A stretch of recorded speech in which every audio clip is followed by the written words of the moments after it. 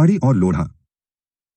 एक दिन आश्रम में बैठकर मिश्रा जी से सत्संग कर रहा था तो वे पड़ाव पर घटी ऐसी ऐसी कहानियां सुनाने लगे कि मैं हंस हंस कर लोटपोट हो गया। आप भी सुनिए उन्हीं के शब्दों में। हमारे पड़ाव आश्रम में पीछे की ओर 10 से 15 ताड़ के पेड़ हैं। गर्मी के दिनों में उनसे ताड़ी निकलती है। यदाकदा मालिक को भी आती थी। कभी कभी आश्रम के वयोवृद्ध लोग भी लेते थे। एक साल सरकार वे पेड़ अपने एक भक्त जो कभी कभी बाबा की दाढ़ी उढ़ी बनाते थे उनको दे दिए। कहे कि भाई आश्रम में एक आध आदमी पिएंगे तो पिएंगे, बाकी को बेचकर तुम अपने परिवार का भरण पोषण करना। वह बाबा का परम भक्त था। क्या हुआ कि वह ताड़ी उतारें तो एक आध आदमी उसमें से पी लें। अब एक आदमी ने पिया तो 10 आदमी जुट जाते थे। धीरे धीरे ऐसा हुआ कि बेचारे के पास बेचने के लिए कुछ भी ताड़ी नहीं बचती थी। एक दिन सरकार कुर्सी लगाकर बैठे हुए थे। उधर से ही वह जा रहा था। बाबा उसको रोके। उसकी ताड़ी वाली मिट्टी की लबनी में देखने लगे। देखे कि किसी में 1/4 है, किसी में कुछ भी नहीं है। आज तक तो जब वह उधर से गुजरता था तो सभी लबनियों को ढक कर ले जाता था कि सरकार यह न जान पाए कि ये खाली हैं। लेकिन आज सरकार की दृष्टि पड़ ही गई थी। उससे पूछे, अरे भैया, इससे तुम्हारे परिवार का क्या होगा? वो कहा कि बाबा ठीक है, आपकी दया है, चल रहा है। बाबा पूछने लगे कि कौन कौन पीता है। उस सूची में एक विशिष्ट व्यक्ति का नाम आ गया। वे समृद्ध व्यक्ति थे। बाबा बोले कि बताओ। आश्रम का गरीब आदमी पीता है सो समझे, लेकिन ये तो समृद्ध हैं, आपको पैसा दे सकते हैं, फिर क्यों नहीं देते हैं? कहे अच्छा ठीक है, दे देगा, कभी जाएगा कहा। तीसरे चौथे दिन रामसिंह आश्रम आए। सरकार की कुर्सी के पास उनका बैठना कि उनकी वृत्ति बदलने लगी। पूर्ण वैराग्य उनके अंदर उदित हो गया। सरकार का पैर पकड़कर कहने लगे कि सरकार, हमको दीक्षा दे दीजिए। अब हम घर नहीं जाएंगे, बाल बच्चे छोड़ देंगे, पत्नी छोड़ देंगे। बाबा कहे कि भाई, पत्नी से तो तुम्हारी शादी हो चुकी है। अब उसकी शादी अगर तुम किसी जगह अपने हाथ से कर दो तब तुम भारमुक्त हो जाओगे। ये बड़े चक्कर में पड़े। कहे कि सरकार, हम इस भार से कैसे मुक्त हो सकते हैं? कोई आदमी स्वीकार नहीं करेगा।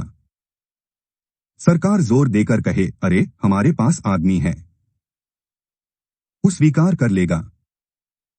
तुम केवल तैयार रहो। अपने तैयार हो जाओ, अपनी पत्नी को तैयार कर लो। इन्होंने कहा ठीक है सरकार, हम व्यवस्था करने जा रहे हैं। लल्ली मिस्त्री इस व्यवस्था के अगुआ बने। गए लल्ली जी उनके यहां। रामसिंह जी की पत्नी ने भी विनोद में लिया कि बाबा ऐसे ही मजाक कर रहे हैं।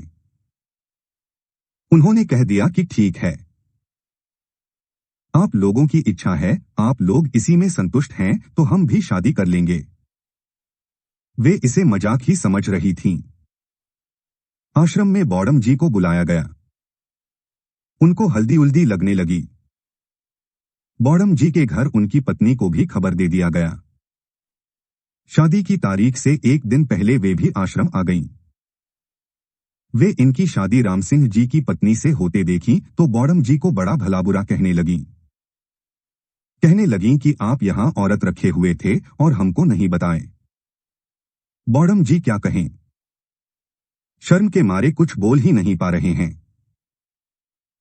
आखिर कहे कि आप चुपचाप देखती रहिए, यह सब उनकी लीला है।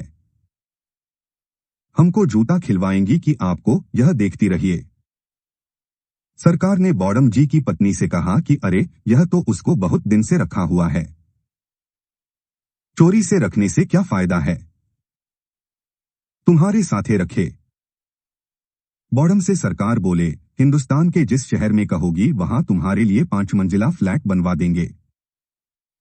ऐशो आराम की जो चीज कहोगे वह तुम्हारे पास उपलब्ध। बॉडम कहे कि सरकार तब 1 दर्जन शादी कर दीजिए। एक ठो क्या बात है। बॉडम जी अपना तैयार। उनकी औरत आ गई, माँ आ गई, उनके छोटे छोटे बच्चे आ गए। सबके अंदर कौतूहल था कि आखिर यह सब क्या हो रहा है। दूसरे दिन, जिस दिन शादी थी, सरकार फोन किए राम सिंह के यहाँ। कहे कि अरे भाई, आपकी औरत तैयार है ना। राम सिंह बोलबे न करें। इस समय तक उनका वैराग्य थोड़ा उतर चुका था। अब तो बाबा कह रहे थे, इसलिए वे मजबूर थे। लल्ली मिस्त्री गए उनके यहाँ। कहे कि सरकार कहे हैं, जल्दी से जीप से दुल्हन लेके आओ, यहाँ हम लोग इंतजार कर रहे हैं। राम सिंह जाते हैं अपनी पत्नी के पास। उनसे कहते हैं कि भाई अब आप लाल साड़ी पहन लीजिए, आपको तो अब जाना है पड़ा। उनकी पत्नी लोढ़ा से कुछ पीस रही थीं। वही लोढ़ा उठाकर धर दी राम सिंह के सिर पर। इनको तो चोट लगा, माथा गया फूट। उनको तुरंत कबीर चौरा हॉस्पिटल में एडमिट करना पड़ा।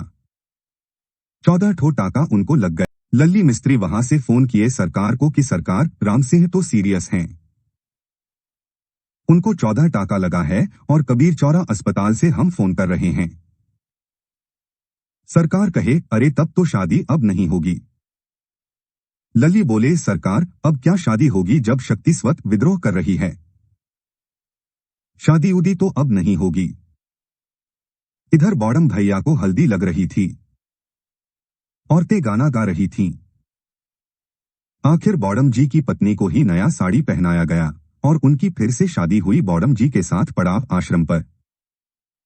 जय हो परम पूज्य अघोरेश्वर भगवान राम जी की।